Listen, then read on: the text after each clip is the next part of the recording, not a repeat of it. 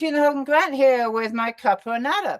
I do this twice a month on a Monday. I like to invite authors into my home. We talk about books, writing, and life as an author. And this evening, Harper Ross is joining me. How are you this evening, my dear? I'm wonderful. Thanks for having me.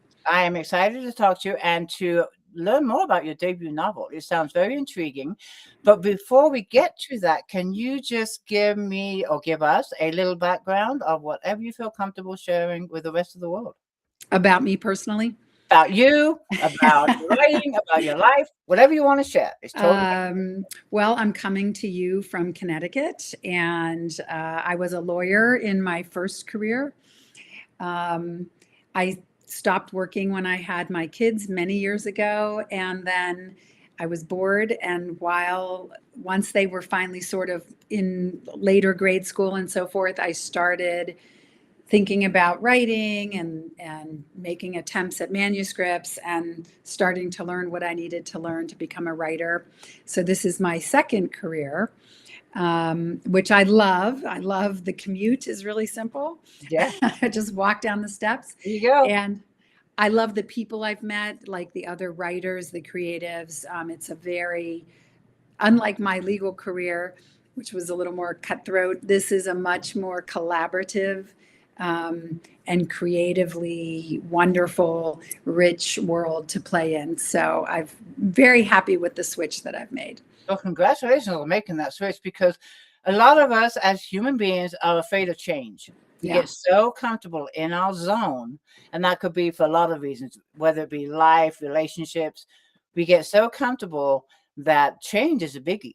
Yeah. So to act, I mean, from lawyer to writer, that's huge. Yeah. Although, there are a lot of lawyers who leave the practice. And I think so many become writers because it's like, well, what skills do I have that transfer? And you write a lot as a lawyer. So you feel like, well, I can write. Maybe I'll write a book. That's true. Now, were you an avid reader and still are an avid reader? Is that I am. I go in phases. I would say it's become harder to read because of two things. One, it's harder now for me to turn off like the editor voice in my head that I hear just from for years, having editors look at your work and comment, or critique groups, all the things that you do as a writer.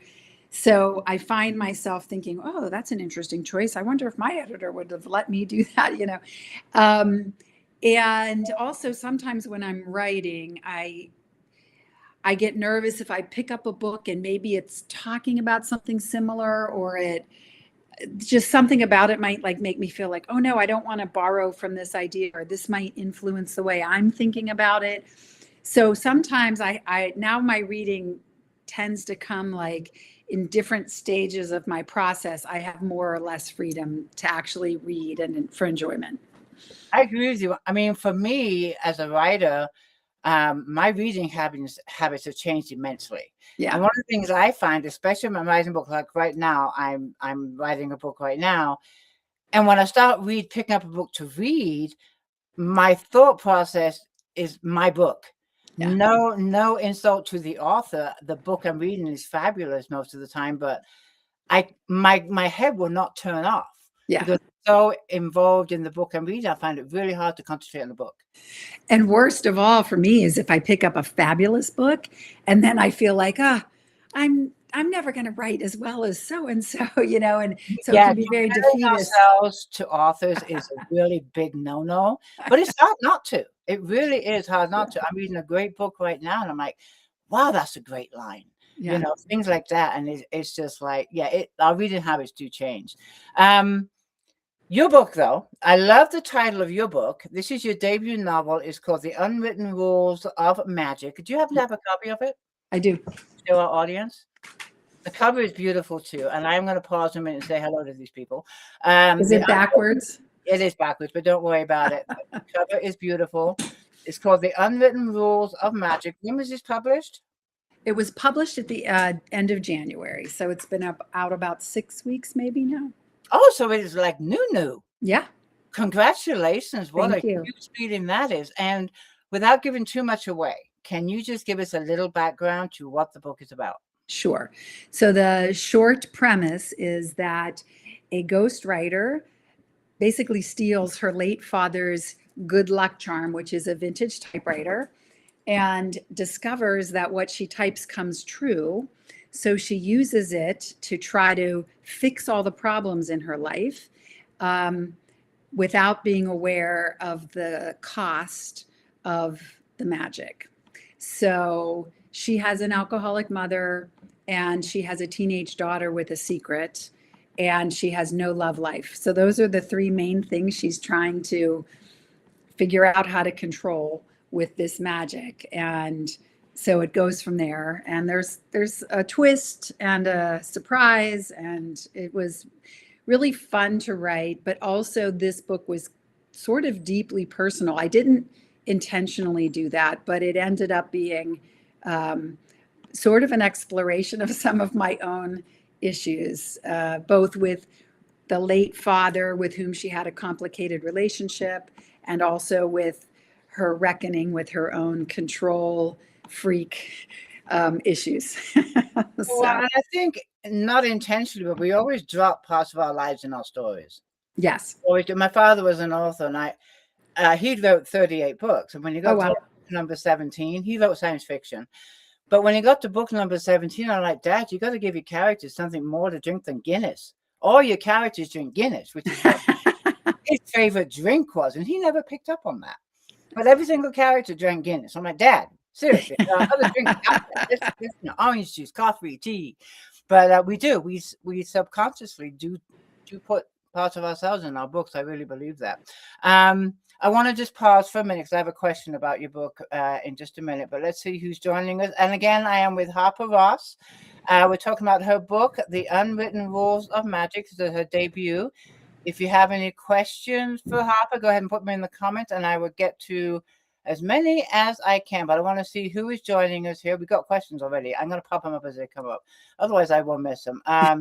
We have Kathy watching us on YouTube. She says, hi, Harper. It's good to know you. Put some of yourself in your book. We do. We do. Lori is here, and she is asking, what would you do if you weren't writing?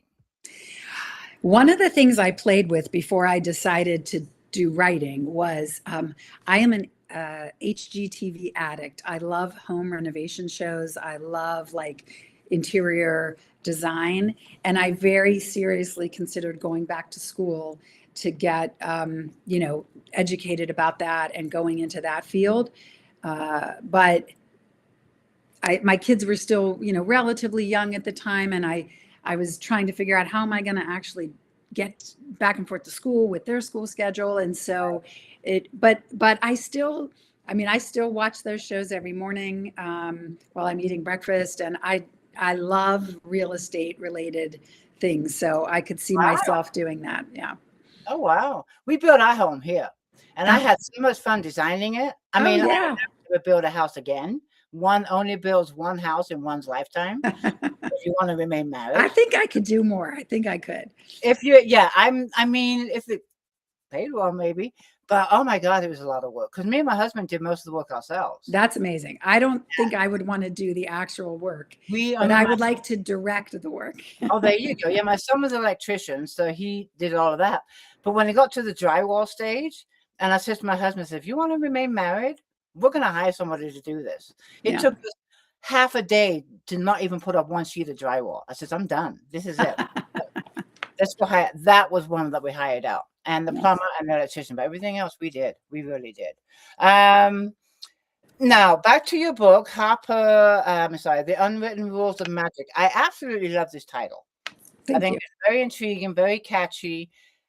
Tell me how you came up with that title. So one of the sort of constructs in the book is that, obviously it was her father's for a number of years and he kept it locked away. He and I'm not giving anything away that's not basically in the first chapter. So he kept it locked away. Whenever she was young and would ask about it, he'd pretend that he never used it, even though she could hear him typing on it sometimes. So now he's dead when the story opens. So when she discovers this typewriter, she doesn't really know its rules. But the reader sort of finds out more than she knows sooner, because there'll be little excerpts from his journals that he kept.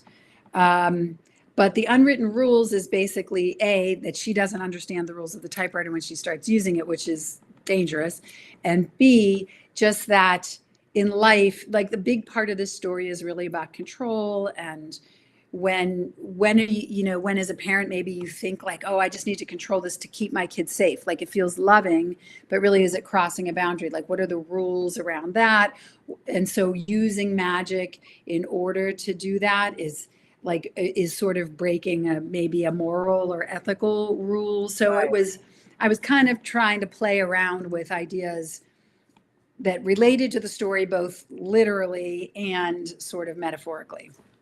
Okay, and the main character, what is it he, she, the She. main character? So the main character, the only point of view character, aside from the dad's very short little excerpts in there from his journal, is Emerson, who is just shy of her 40th birthday. She got pregnant at the end of college and had the baby.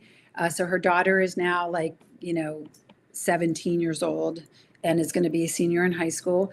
And her mother is in her late 60s, I think 68. So it's a 3-generation female family, drama.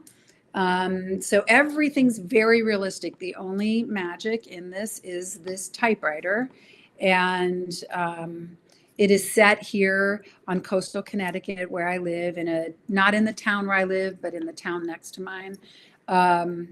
And I did that specifically also because I wanted to juxtapose sort of, I think a lot of people think, oh, if I had a magic typewriter, I'd wish for, a lot of money and all these things. And, obviously money does make life easier, but it doesn't necessarily make life happier. And so I wanted to kind of juxtapose this very affluent town and this woman whose dad was an extremely famous author in the story. So she had all of the material things that you could think you would ever want, but yet she had a very chaotic and nerve-wracking life that wasn't really bringing her real joy, other than her daughter brought her joy. But so anyway, that's a little bit more about the context. And as far as the characters go, I always ask this, but are any of the characters based on anyone you know? Well, as I said, the main character, Emerson, I did not intentionally mean for her to have so many of my traits, but really, when I think about when I started writing this book in particular, my father had just died and he had a 20-year battle with Parkinson's. Oh, wow. So her dad has a chronic illness that takes him, but not Parkinson's. But that complicated relationship, like when someone dies, obviously we grieve, obviously, that's common. But a lot of people have healthier relationships with their parents, like I have with my mother. But with my dad, I didn't really have that. We had a lot of ups and downs. There we go. You're back. Okay, am I there? I don't see myself anymore. Oh, there you are. I'm here. I think the storm of yours is. Yes, I apologize to everyone. We're having massive storms here. That's okay. But that grieving process is different because you're never going to be able to resolve certain things because they're gone, and now those conversations are forever foreclosed. So it's a little bit of a different grieving process, and so I wanted to kind of weave that. I think there's a lot of people out there that might relate to that. So I wanted to kind of touch on that.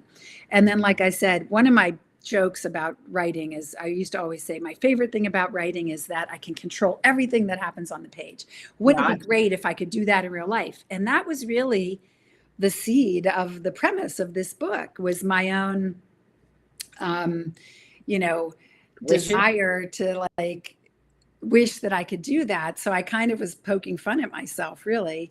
And so in those two things, and as I started exploring this idea of control, I really realized how I was sort of excavating my own issues. Like, why do I need so much control? Why am I so worried about my now young adult children?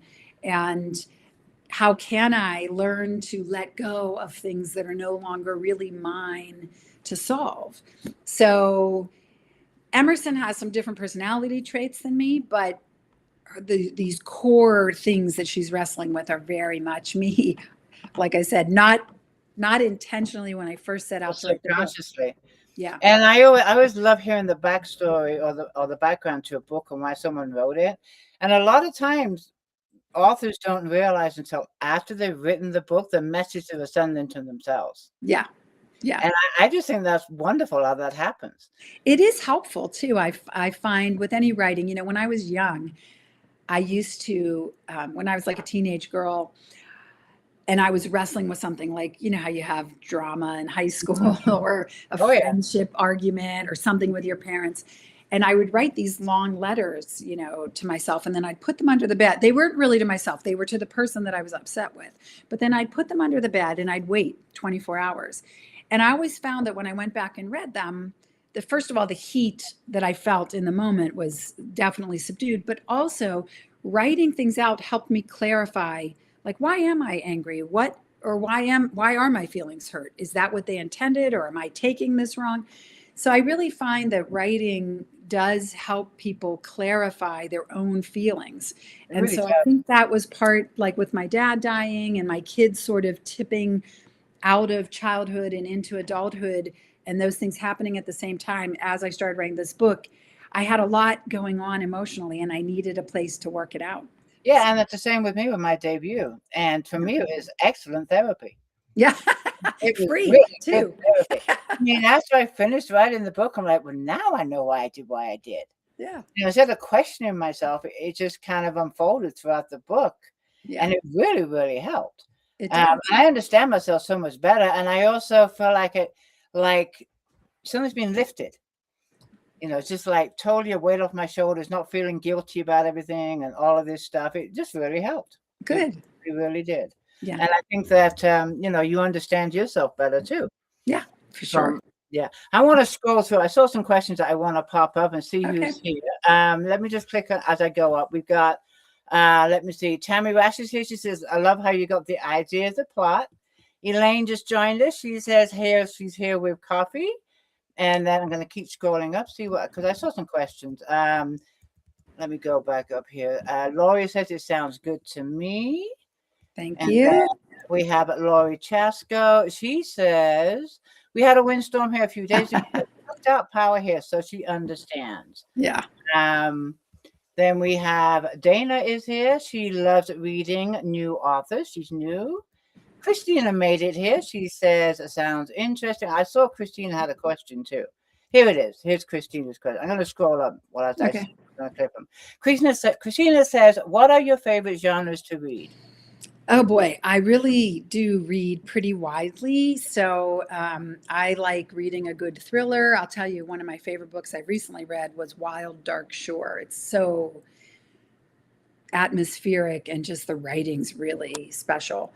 I like women's fiction and book club books. I like reading. I'll always check like the big list, like what book of the month, and Jenna and Good Morning America and Reese, like what are they offering? And I'll look and see if one of those interests me. I used to read a lot of romance. I still like a good one, but I kind of burned out in that genre. So it's been a while. I like a great historical sometimes if I'm in the mood to learn something cool. But again, so many seem to be around World War II. So then I kind of feel burnt out on those. So it varies for me. And I'll even try literary once in a while. Another one of my very favorite reads, probably of the last decade, is The Invisible Life of Addie LaRue. I thought that book was breathtaking. I thought the writing was beautiful. The author is V.E. Schwab, and it's an epic tale that spans 300 years. It's, you know, fantasy. It's about what's good, what's evil, who gets to decide, how does memory figure into legacy, what do we leave behind with others. There's so much I could say, but so I really read almost everything. But I did, you know, I have been in a little spate of reading more in the, what I'd call fantasy light or magical realism. So not the high fantasy with whole worlds, but kind of like what I wrote, where most everything's real, but there's this sort of magical element, like the talking octopus in Remarkably Bright Creatures. Yeah. Okay. So. Is there a genre you won't read? just doesn't appeal to you? I mean, I don't really read like crime fiction or mysteries. I don't mind Okay. a mystery thread in a novel. That can actually make it more interesting. But like a true mystery or like espionage, I don't really read those. And I don't read horror. Like I'll read a suspense, but I won't really read horror. So yeah, I don't like that feeling of like I can't do gory. utter tension. I can't do gory. If there's a thriller, I just can't do the gory. Yeah. And as far as horror goes, I just can't. I want to sleep at night. I just can't do it. I can watch the movie, but because that's only a couple hours. But a I book, used to back in the day, in my teenage years, when yeah. I had no fear. Now I have fear. Dana would like to know if your family members read your books. My husband actually just read this one, and my mother-in-law read it, and of course my mother read it. My daughter's roommate is reading it. I don't know if my daughter's read it yet though, but she took one, and then her roommate is between jobs right now, so her roommate grabbed it and is reading it. So I've had people read it. Yeah. That's great. And then this is an interesting question from Lori. She would like to know what for you are the best and worst parts of being an author? The best parts are, it is, like I said earlier in this discussion, the people I've met, the other authors, are so generous and collaborative and helpful and creative and interesting. I mean, and I've met women from all over the world, and it really opened up my life in a way that I really didn't anticipate. And I love bringing my imagination to life in a way. And I love when a reader will reach out and either DM me or find me, through my website and send me an email and say something kind about the book or how it helped them reframe something, with their relationship with their mom or, their control issues or whatever. Like, to touch someone, a stranger, is really a very humbling experience. What I hate about it is I probably don't seem it on camera because I have this shield, but I'm kind of a natural introvert, and I don't really love a lot of things about social media, especially lately. And so I don't love how public we have to be about so much. And I think it's great. I mean, once the book is out, it's no longer mine, and readers are free to like it or hate it. And I really don't care. I mean, I care. I want them to love it, but I don't get angry if someone doesn't like it. I understand that no book is for every reader, but I don't want to have to see it, because it's like hurtful when someone doesn't like it. And sometimes people tag you on things, or someone else will say, "Oh, I saw this." And I would rather not have that information. So that I don't love. Yeah, I agree with you 100%. And for me, and I talked about this not so long ago, but I got to the point where I was spending too much time online. Mm-hmm. I mean, I love my readers. I love their support and all of this stuff, but it's like, I want to write my books. And I really had to reevaluate what I'm doing online. Yes, I want to be out there. I mean, this is why I do the chat. I love supporting new authors like yourself. I love meeting new authors. It also keeps me out there. But when it comes to actual social media, engaging with readers, other people, I really have to step back and say, wait a minute, how is this serving me? How is it serving my readers? Yeah. I really had to kind of just reevaluate my time online, because it was really cutting into the creative side, which is trying to write my books. Yeah. So, I mean, I get so envious, and my readers know this, but I'm so envious of my dad, who was an author in the 70s. All he had to do was write. His publicist took care of everything else. All he had to do was produce the books. There's none of this, what we're doing. Yeah. No, I know. It would have been a more genteel time to have done this. Yeah, but he did have to write a book on a typewriter. I don't know how he did that. Oh boy, I see so many questions piling up. I know. We gotta get back into this. All right, scroll down. Right, go back down to the bottom. Let's see what we got at the bottom here. I'm going back down. I was going up to the. Okay, we're going to start with the one I see first. And we're starting with Belinda. She wants to know if you have any pets. I do. I have a little dog. His name is Mo, and he is half Shih Tzu, half Bichon. So he's super cute. And you'll see many pictures of him if you look at my Instagram account, because when I when I am like harried and I don't want to take a picture of myself or do something, I take a picture of Mo and throw it up there. I do that with Jack. I have a Brittany, and he's a 2-year-old puppy, and I expose him all over the place. Poor guy. I want to ask you about your writing techniques before we answer more questions. This is your debut, number one. Is this a standalone, or is it going to be part of a series? This is a standalone. I do have another book coming out next year, but it's a totally different magic, different premise, different everything. And I'm working on a third idea now to take to my editor to see if they like it.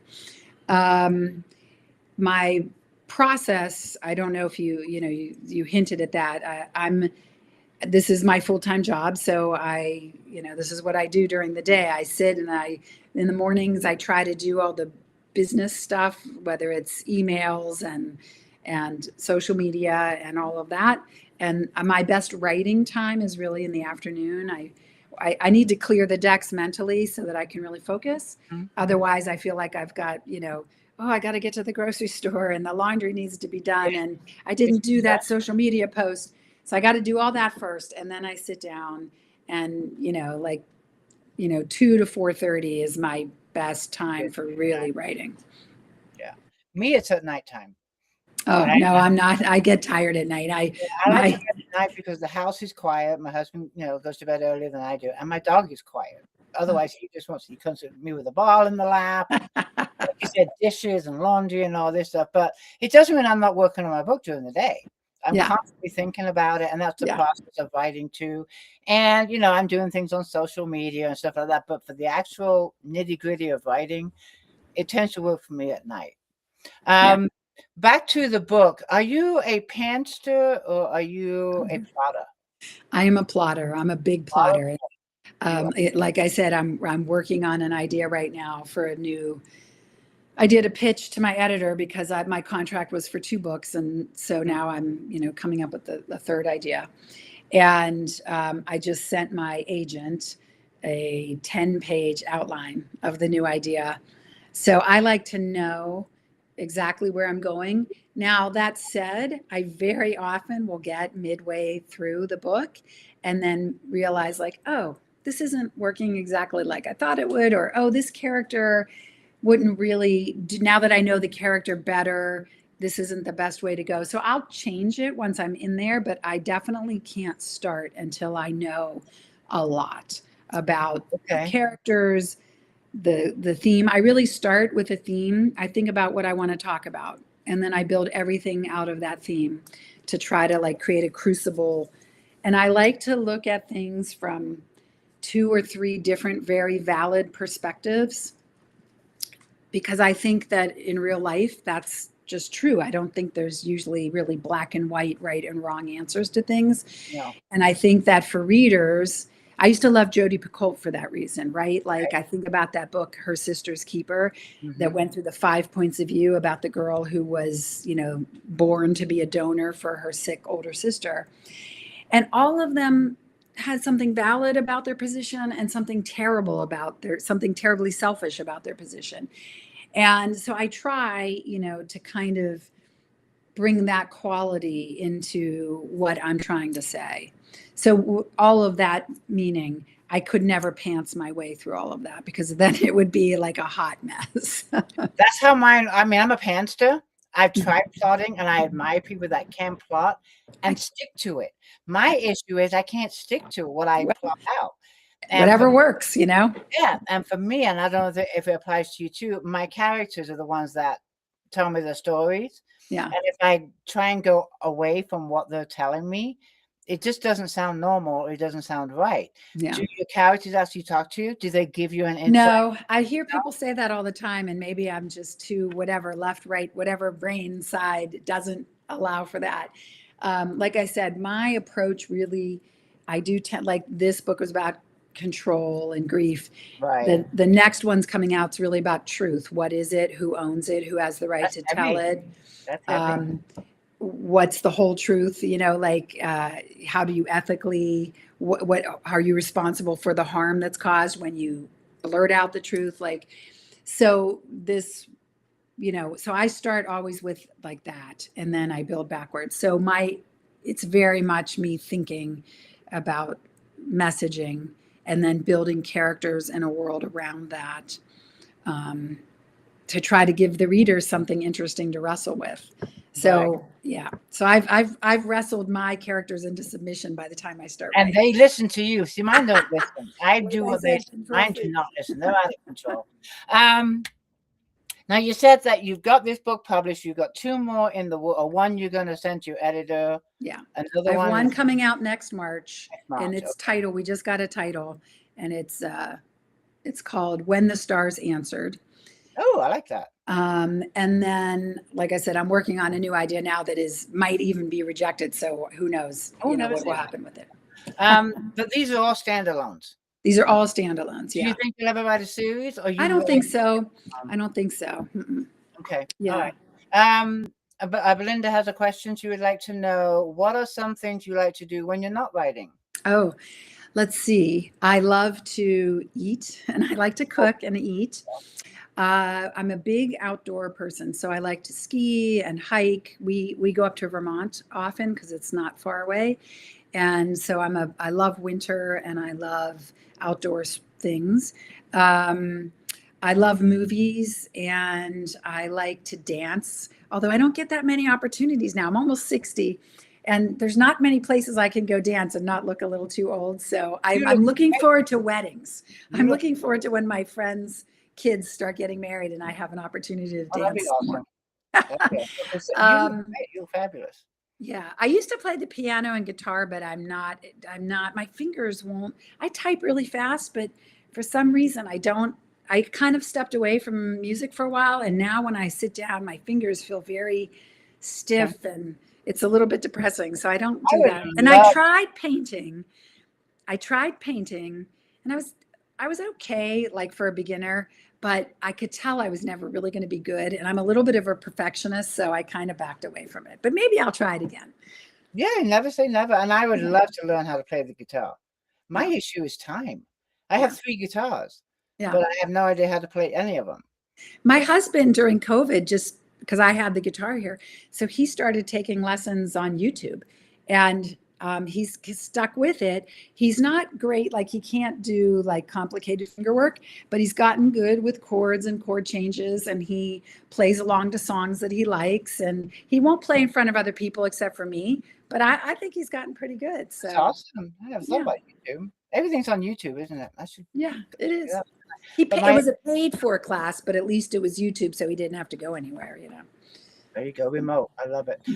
A question from Karen. She would like to know, how do you celebrate publishing your book? I should have worn it. My husband was really sweet, and he bought me a bracelet he had made on Etsy out of old-fashioned typewriter keys, and it says the word magic, and then it has my initials on it, and it's super cute, but I don't have it on tonight. So that was like a little gift, was a really sweet celebration.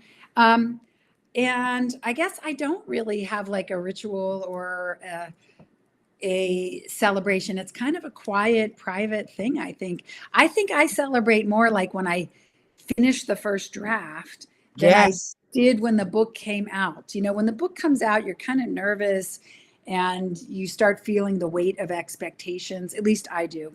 I do too. So I don't, and my husband works in New York City and he doesn't get home till really late most nights. And so, you know, I'm not going to like sit here and celebrate by myself. So really the celebration this time was the little present, which was really sweet. And I was excited, you know, I was just excited to, you know, share the online stuff that I was seeing that day and things like that.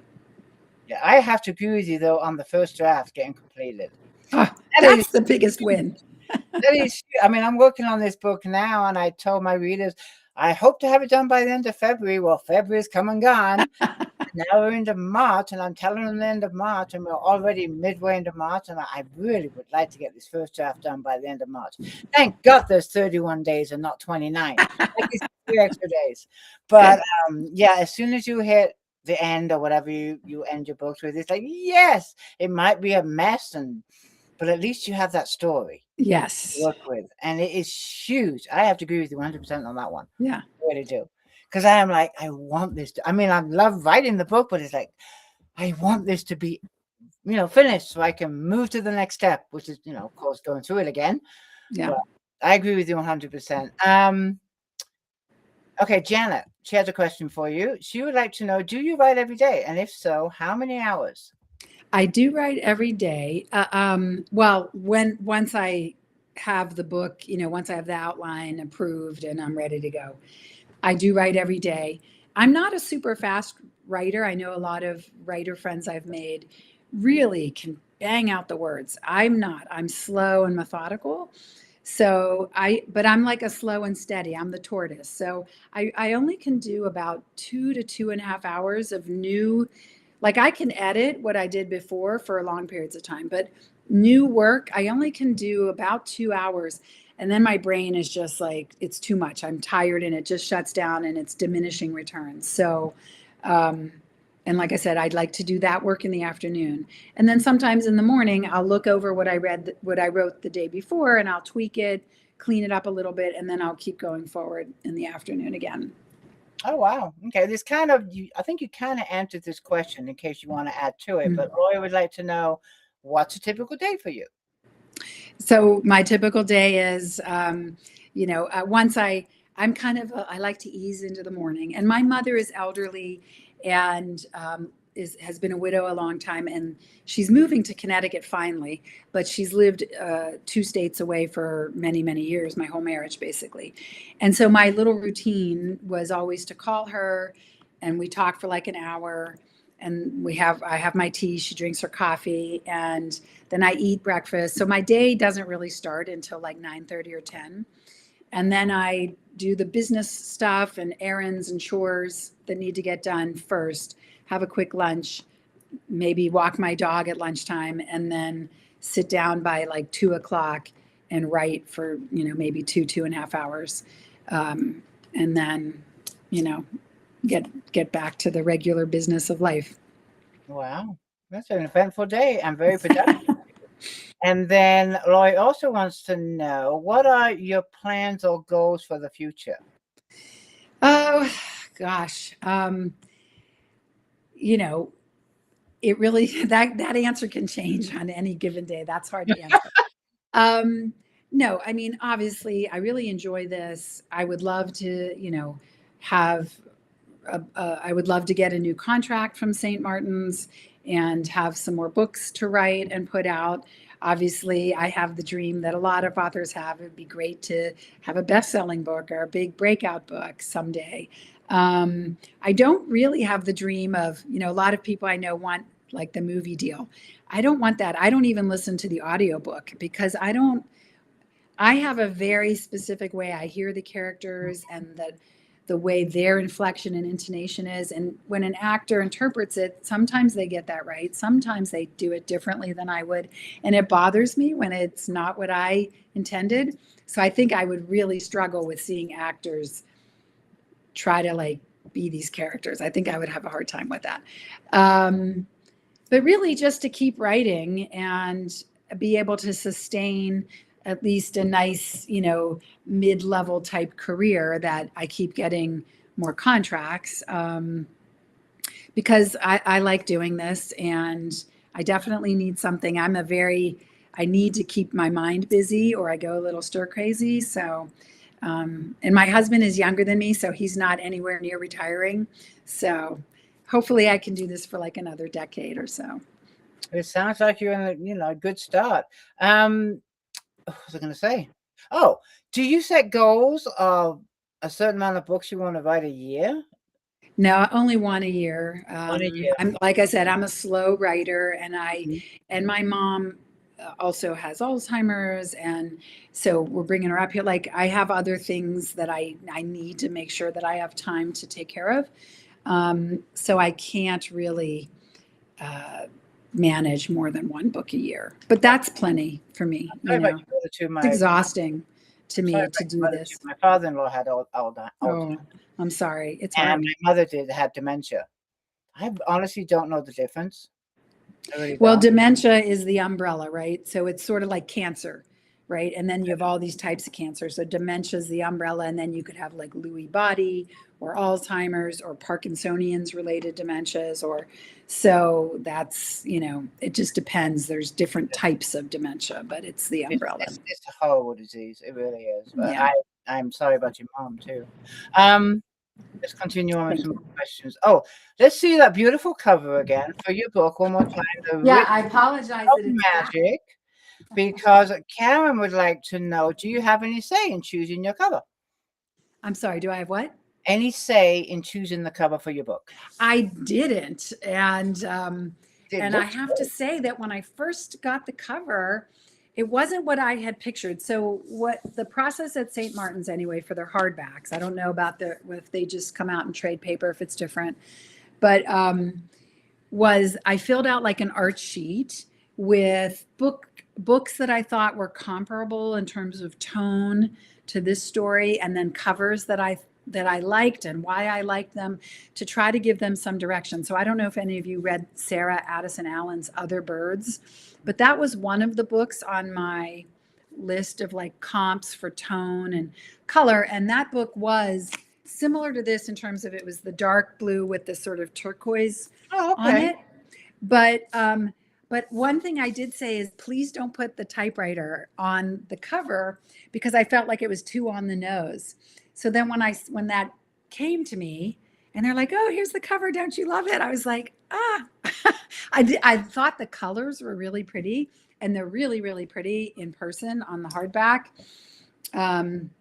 Really brighter than on the paper arcs, but it really was not, it was busier than most of the covers I gave them were very subtle. Like I remember giving them Rebecca Searle's In 5 Years cover.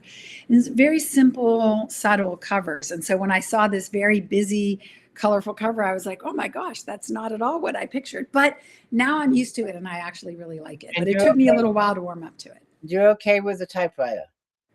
I am. I did have them shrink it. It was bigger in the original version. Oh, so I did get a little bit. I didn't get any choices. They didn't send me like 5 different drafts of different ways we could go. I just got this.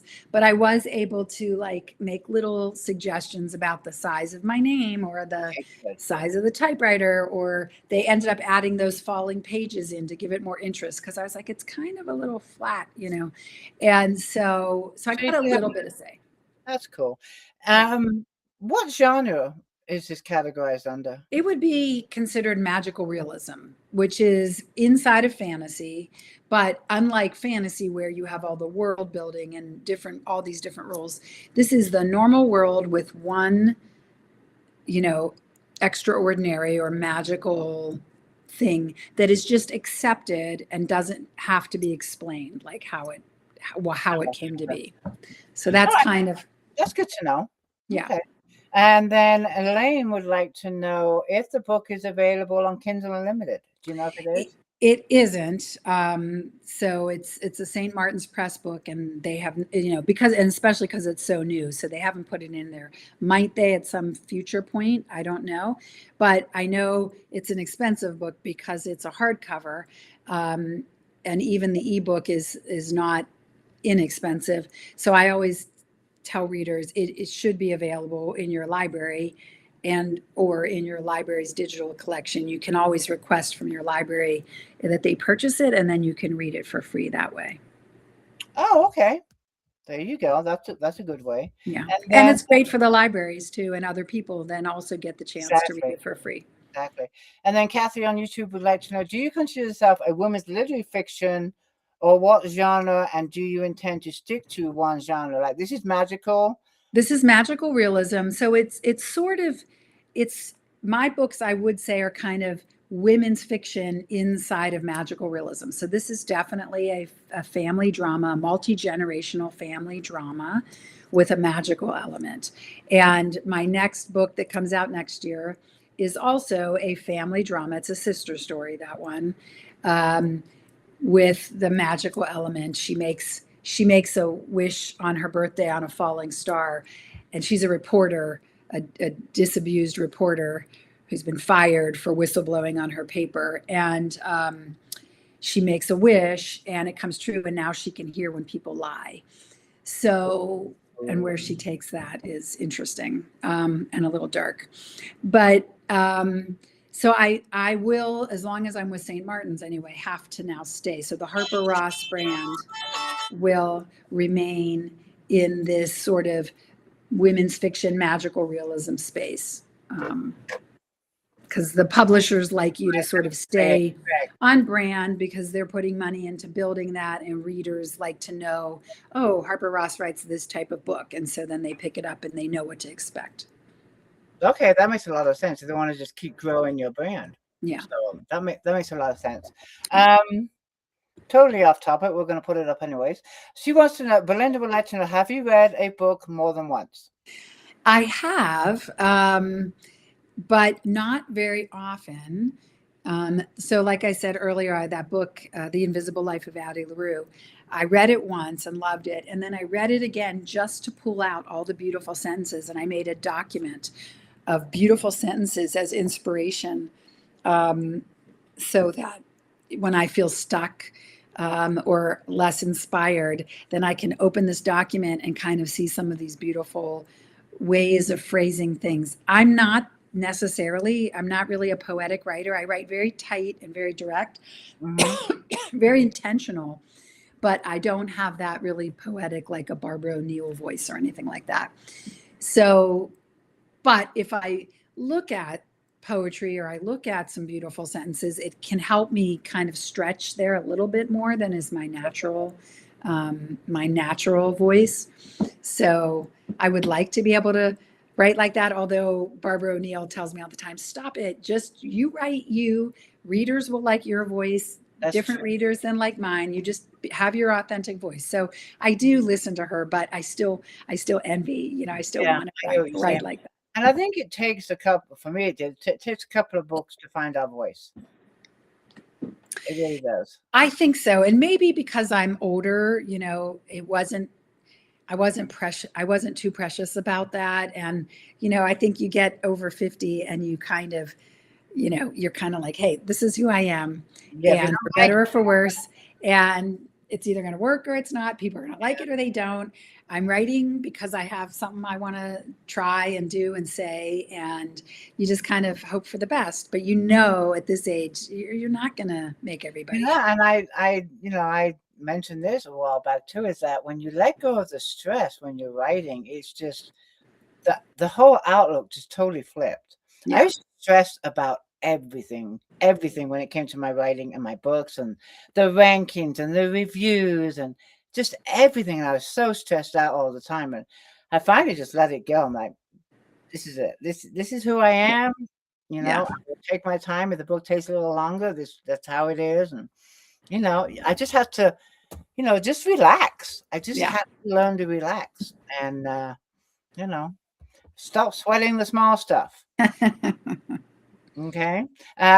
Elaine says, nice cup. Thank you, Elaine, because Elaine bought it for me. Thank you, Elaine. There's a little gift from Elaine. I love it too. Belinda, she would like to know, what is your guilty pleasure? Okay, well, I'm going to say something really embarrassing here.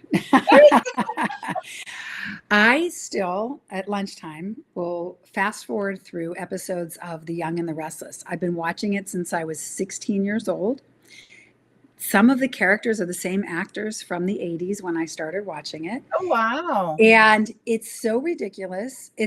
I don't watch reality TV. I think that's there's so many things I don't do, but this is my one seriously ridiculous thing. But what I say, because my husband can't believe it. He's like, I can't believe, you're so educated, you do, and you're watching this soap opera. And I'm like, it's a book that's never finished. It's like each episode is a chapter. And I've known these characters since I was 16 years old. Like, I have to know what's going to happen until it goes off the air. I'm like stuck, and sometimes I'll quit for like a couple months when the stories just get like over the top ridiculous. But then I'll always sort of find my way back. It's like comforting, I think, because like I said, Nikki Newman, Victor Newman, Nick, Sharon, they're all the same people that played them in the 80s. Wow. So it feels very familiar and comforting. It's weird. They're your age now. So it's like they shared their life with you. Yes. You're 60. I used to watch when I first came to this country. I never heard of a soap opera before, and it was Days of Our Lives. Yes. I I used used to to watch watch that when I was young. I watched a lot when I was young, this is like in but the 80s, I think it was, because I yeah. came over here in '79. So I think it was around the 80s, maybe a little bit before. But I I'll tell never heard you of a one soap really opera. funny, embarrassing story. I can't believe I'm going to share this with everybody. But uh, so when I was young, I used to watch Another World, and there was a character on there, Jake, who I just thought was dreamy and cute. And um, one year he won like best soap opera actor, and I was single at the time. And I had taken a leave of absence from my law job and gone out to Colorado. I thought I was going to live there for a while. And my firm gave me a leave of absence. So I decided to go home where my family was. And I'm watching the soap opera awards while I'm packing up this apartment. And he gave this kind of sad acceptance speech about how he'd always wanted to win. And wouldn't you figure that he wins in the worst personal year of his life? And he was getting a divorce and this and that. So out of like, I don't know what happened. I've never done this in my life. I wrote him a note, a fan letter, and I just said, I just watched your acceptance speech, well-deserved award. I was really sorry to hear, about your personal things. I'm going through something similar, trying to figure out what's next for me. And I know how that feels. And Wow. I wish you good luck in whatever your next thing is. And then at the last minute, I threw a picture of myself and two friends. And I'm like, I'm the one in the middle. If you ever happen to be in Pittsburgh, which is where I was from, I'd love to meet you. Like thinking like, how soap opera people sometimes show up and do little things. Yeah, you never know. Well, fast forward 3 months later, I get a phone call he found me. And I got a phone call and he ended up calling me like 4 or 5 times. He invited Oh me to my go God. to like a football game with him. Like he had a plane and I wasn't going to, like a stranger. I was like, oh no, no, thank you. But, it was kind of like a funny, weird soap opera. That's so cool that he actually reached out, not just once, but more than once. Yeah. That's a Yeah. good story. Don't be embarrassed about that one. Put it in a book. Well, I like I that. mean, it was sort of like funny. That'd be a So, good part in the book. It would. Speaking of which, Lori Chapka would like to know, would you ever put your family as characters in your books or just use names as they come to you? I would not put my family members in. I might borrow elements of people I know, like character traits or hobbies, things that I think make them interesting or dynamic to help me round out a character, to try to give a character something unique or something that feels familiar to me so I can kind of an entry point into that character. So I would do something like that, but I have not used like my husband's name or my kids' names or anything like that. And I would never want to really like wholesale pick up a friend or a family member and drop them into a book and then accidentally offend them or something like that. That would be hard. I wouldn't want to do that. And I do tend to like to play with broken people in my books. So I don't know as many broken people as I would like to write about. So again, Oh, there you go. That's a good perspective. I don't. You don't want to break them intentionally in your book. Right. Yeah, So that makes sense. And then you're not the only one, so don't feel so bad because Connie joined us and she says, I've been watching it since I was 15 years old and watch there it you go. every day. So you're not, so there you go. Okay. I'm looking at the time. We do have to wrap this up in a few minutes. I could talk to you for another hour. It's been a lot of fun. But my final question for you is, and I know Belinda had this earlier too. I didn't click on it, but my final question for you is, what was my final? Okay. What piece of advice would you give to a writer that wants to become a published author? I think the number one, well, it depends. If you want a traditional contract with a publisher, it would be a different answer than if you're self-publishing. So I'll be quick. If you want a traditional deal, the number one quality you need is patience, because it's a very long hurry up and wait. And I know it took me 3 manuscripts to get my agent. So I had to write 3 separate books to get good enough to even get an agent. And then it took her a little while to sell one of my books. And so you have to be really patient and not think that your first effort is necessarily going to be good enough. And just, write what you love and and then get educated. Now, if you want to self-publish, you can get there a little faster that way, most likely. But then my advice would definitely be make sure you're hiring really good freelance editors. Get referrals from other people who have self-published, whose products are high quality products, and find out who was your cover artist, who was your developmental editor, who was your copy editor. Put your self-published book through the same process that it would go through, so that it is your best effort out there, so you can really be proud and not have readers dinging you and saying, oh, I found typos, and there's an ink, the eyes are blue here and they're not blue at the end of the book, or, like the little things that you'd be surprised at what your good editors catch in 6 and 8 rounds of editing, like little mistakes. And also writing associations, like find a local writing group, if like through your library, or if you're lucky enough to live someplace that has a more, like Romance Writers of America has very established organizations state by state. Women's Fiction Writers Association is a great national association in the United States, where they do 2 conferences a year, and they have a lot of very active online groups and critique swapping and stuff like that. Like, just immerse yourself in the community to learn what you need to learn, so that your expectations are realistic and you don't end up really disappointed and burned out. Great advice. Wonderful advice. Excuse me. We have a couple of giveaways. Your publisher PR is generously giving away a copy of your book, Yes. The Written Rules of Magic. So thank you for that. And we'll be picking up in a couple of hours. I will announce it in the group and on my author page. This is for the live audience only. If you've been watching us and you are already in the drawing. The other giveaway is my Amazon gift card. All you have to do is share this from my author page. The more times you share it, the more times you are entered, and tag me, so I know you shared it and you're in the drawing for the $5 Amazon gift card. Before we sign off, Harper, can you just let readers know where they can find you? Sure. First of all, thank you all for showing up. It's been nice getting to know you. I'm mostly active on Instagram because I've made the choice, like I just don't have the energy for all the social media. So while I have Harper Ross Books handles on Facebook and TikTok, I don't really go there, but Instagram, I'm very active. And I have a website, and my newsletter is really a Substack. And it comes out maybe like every other week, and it's a little bit of everything. Like, it's just whatever's on my mind at the time. So, and that's called Magic, Mess, and Meaning, but it's under Harper Ross. So perfect. And also, I want to remind everybody that tomorrow is St. Patrick's Day. We do have a party going on in my group, Read More Books, on Facebook, with 70 authors, almost 70, like 60. Wow. 65 authors joining us. So that is an all-day event. Be sure to pop in and meet new authors, discover new books. Harper, this has been a joy. Thank you so much. And thank you really for joining us. And I'll be in the group to announce the winner in a few hours. Good night, everybody.